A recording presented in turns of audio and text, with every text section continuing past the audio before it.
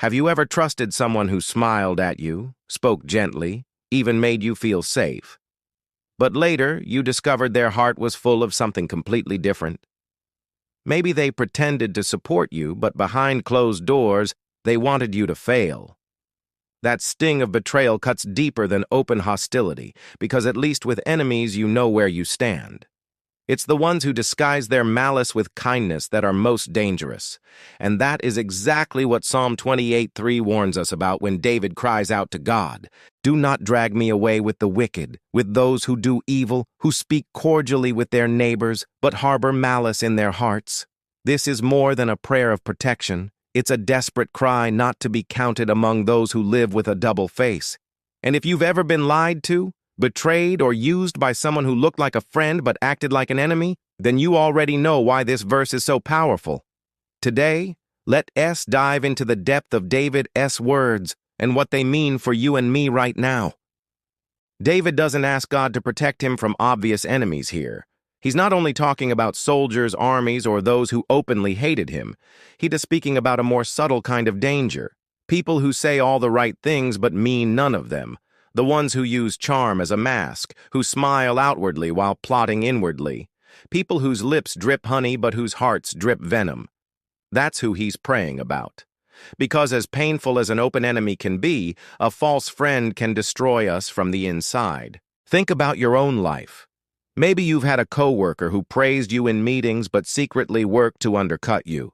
Or maybe a friend who laughed with you, shared meals with you, but whispered behind your back. Or maybe even a family member who acted supportive while quietly hoping for your downfall. These wounds leave scars that don't always show on the surface, but they affect the way we trust, the way we open up, the way we see the world. And that's why David takes this to God. He doesn't just grit his teeth and accept it. He doesn't try to fight back with the same weapons of deceit. Instead, he cries out, "Lord, don't let me be lumped in with them. Don't let my destiny be tied to theirs. Don't let me become what I despise." That's the beauty of this prayer. It's not only about being protected from others, but also about being protected from ourselves. Because here's the uncomfortable truth. When you've been hurt, when someone has spoken kindly to your face but wounded you behind your back, the temptation is to do the same. To say, if others play that game, I'll play it too. If people fake kindness, I'll fake mine. If betrayal is what I've received, then betrayal is what I'll give. But David chooses differently.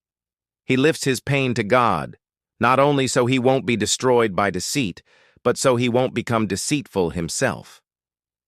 He refuses to be dragged into the same darkness he sees in others. That's the lesson we need today. Because it's easy to look around and see the malice in others. It's harder to look within and see where we ourselves may be slipping. Do we always mean the kind words we say? Or do we sometimes speak politely while holding resentment in our hearts? Do we post smiles on social media while secretly envying others? Do we act like everything is fine outwardly while harboring bitterness inside? If we're honest, all of us have wrestled with this, and that's why David's prayer is so important. It's not just about keeping us safe from evil people, but about keeping our own hearts free from hypocrisy. Look again at the way David phrases it. He doesn't say, "Save me from being hurt by them." He says, "Do not drag me away with them." He knows that judgment will come upon the wicked. He knows that in the end, people who live with deception, who cloak malice with charm, will face God's justice. And his prayer is simple. "Lord, don't let me be swept into their fate. Don't let me be grouped with them when you separate the righteous from the wicked." This isn't just about survival in the present. It's about eternal destiny. This matters for us because our culture today prizes appearances. People can present an image of kindness online, a persona of generosity or goodness, while inside they may be filled with jealousy, anger, or pride. It's easy to fool others for a time, but we cannot fool God. He sees through the polished words. He sees through the fake smiles. He sees the heart. And in the end, it's the heart that he judges. That's why David's words are so urgent. Don't let me just look righteous on the outside. Keep me truly righteous on the inside. Don't let me fall into the trap of living with a mask. Now let's make this real. Picture yourself at work. A colleague congratulates you on a success, but later, you overhear them mocking you or trying to take credit for what you did. In that moment, you're hurt. Anger rises. Maybe you think, next time I'll play their game. But then remember David's prayer. Instead of letting their malice pull you into the same darkness, lift your heart to God. Pray, Lord, don't let me be dragged away with them. Protect me from their schemes, but also protect me from becoming like them. Suddenly, instead of letting bitterness define you, you let God refine you. You rise above, not because it's easy, but because you've chosen to let your identity rest in God, not in the actions of others. Or imagine a personal relationship where someone promised loyalty but betrayed you. The pain is real, the trust feels shattered, and yet this verse reminds you, don't let that pain make you deceitful. Don't let betrayal turn you into a betrayer.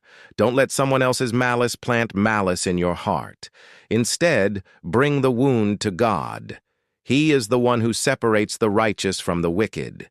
He is the one who judges rightly, and He is the one who can heal your heart so you remain pure even in a world that tempts you to harden. The truth is, deception always ends in destruction. It may seem clever in the moment. It may even gain short-term benefits. But eventually, masks fall, hearts are exposed, and God will not be mocked. Those who live with hidden malice will face the consequences. That's why David's prayer is so urgent, and why it must become our prayer too. Because we don't just want to survive the deceit of others. We want to be set apart, preserved, and counted among the righteous.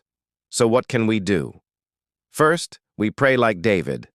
God, keep me from being swept away with the wicked. Guard my heart from malice. Let my words be sincere, not just polite. Second, we live with integrity. Let your yes mean yes and your no mean no. Don't say things you don't mean. Don't fake kindness for the sake of appearances. Let your words flow from a genuine heart. Third, we forgive. Not because betrayal doesn't matter, but because unforgiveness allows malice to take root in us. Forgiveness releases us from the poison of others and keeps our hearts soft in God's hands. Here's the thing. The world doesn't need more people who pretend to be kind. The world needs people whose kindness is real. People whose words match their hearts. People who live authentically before God. And that's exactly what this verse calls us to be. Not people who wear masks, but people who walk in truth. Not people who harbor malice, but people who reflect God's love.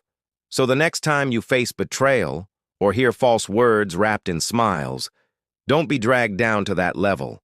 Don't let malice win in your heart. Remember David's cry. Lift it to God. Say, Lord, keep me apart from them. Guard me, protect me, and let me walk in truth. Because when you do, you can live free of bitterness. You can live free of hypocrisy. And you can stand before God with a heart that is genuine and pure. And if this message touched you, if it reminded you of your worth and gave you strength to keep walking in truth, then don't keep it to yourself.